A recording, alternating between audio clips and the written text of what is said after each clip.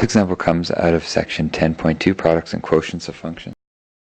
And this is our applications example, so rather than write out a massive word problem, I will refer you to page 493 of your textbook. They talk about a hockey owner, not like a Calgary Flames hockey owner, but some small town hockey owner, and they give us some interesting functions. They give us that T of G is equal to 10 minus 0.1 G, where T is our ticket price in dollars,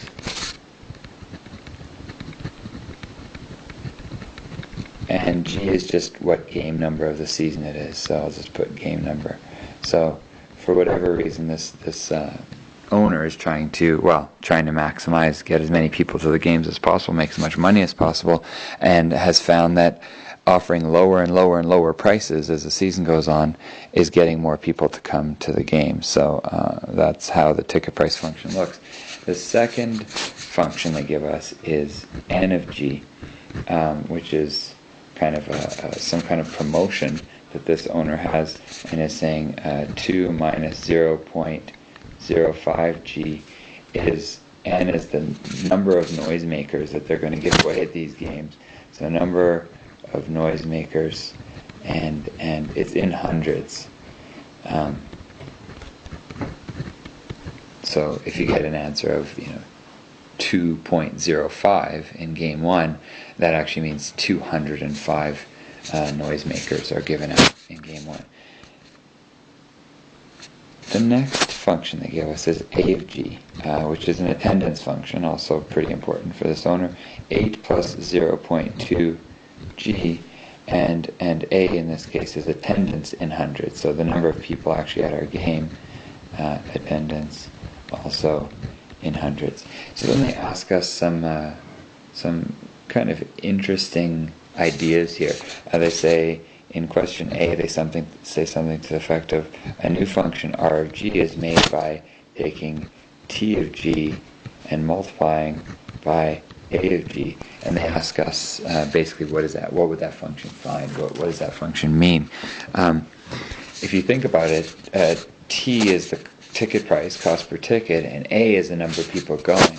So this R is chosen probably because it stands for revenue. This is the total amount of money this owner is going to bring in. If you charge $9 per ticket and you get,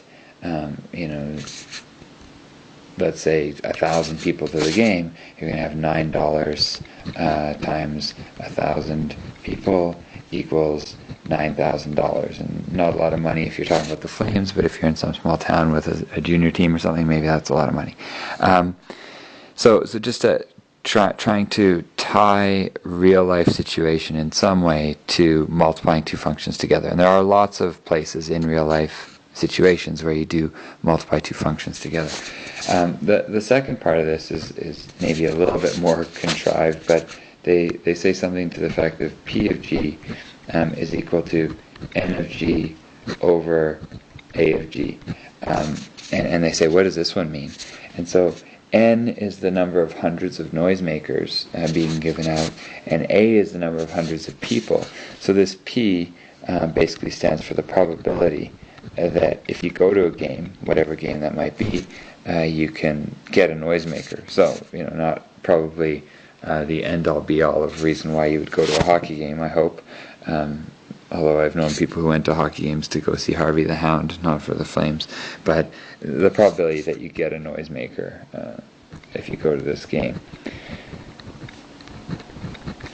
Not probably as important as the first one where we're talking about the revenue, and we could look at this function in more detail for part A and say, oh well, T of G was 10 minus 0.1 G, A of G was 8 plus 0.2 G.